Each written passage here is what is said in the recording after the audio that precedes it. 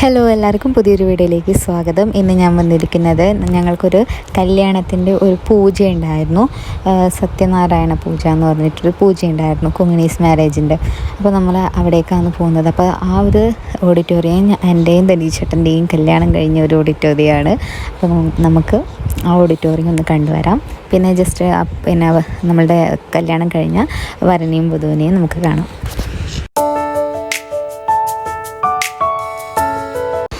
അപ്പോൾ ഇതായിട്ട് auditorium SS Kalamandir Melankot. അപ്പോൾ ഇവിടെ നിന്നാണ് നമ്മളുടെ കല്യാണം കഴിഞ്ഞത്.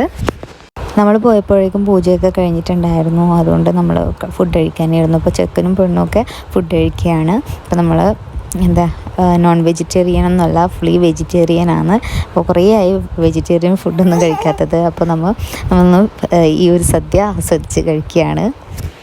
വേദൂട്ടന് നമ്മൾ ഫുഡൊക്കെ കൊടുത്തിട്ടാട്ടോ വന്നത്. അപ്പോൾ നല്ല പച്ചരി ചോറും സാമ്പാറും അച്ചാറും പപ്പടവും അതുപോലെ തന്നെ നമ്മുടെ ഇതാണ് ബജി മുളക് ഫ്രൈ വലിയൊരു മുളകില്ലേ, ആ മുളക് ബജിയൊക്കെ ഉണ്ടാക്കുന്നത്. അപ്പോൾ അത് ഫ്രൈ ആക്കിയിട്ട് പിന്നെ ഒരു നല്ലൊരു നമ്മളെ കാഷ്യൂനട്ടൊക്കെ ഇട്ട് വെച്ച ഒരു കറി ഉണ്ടായിരുന്നു. നല്ല വറവുണ്ടായിരുന്നു, നല്ല ടേസ്റ്റായിരുന്നു. ഞാൻ 2 പ്രാവശ്യം വാങ്ങി. ഇനി നമ്മൾ പായസത്തിന് വേണ്ടിയിട്ട് തയ്യാറെടുക്കുകയാണ്. ലഡുവും കിട്ടി കേട്ടോ, സ്വീറ്റായിട്ട് ലഡുവും കിട്ടി. ഇതൊരു പൂജയാണ്, അവരുടെ കല്യാണം ഇതിൻ്റെ ഇടയ്ക്ക് കഴിഞ്ഞു. അപ്പോൾ അതിൻ്റെ ഒരു പൂജ മാത്രമാണ്.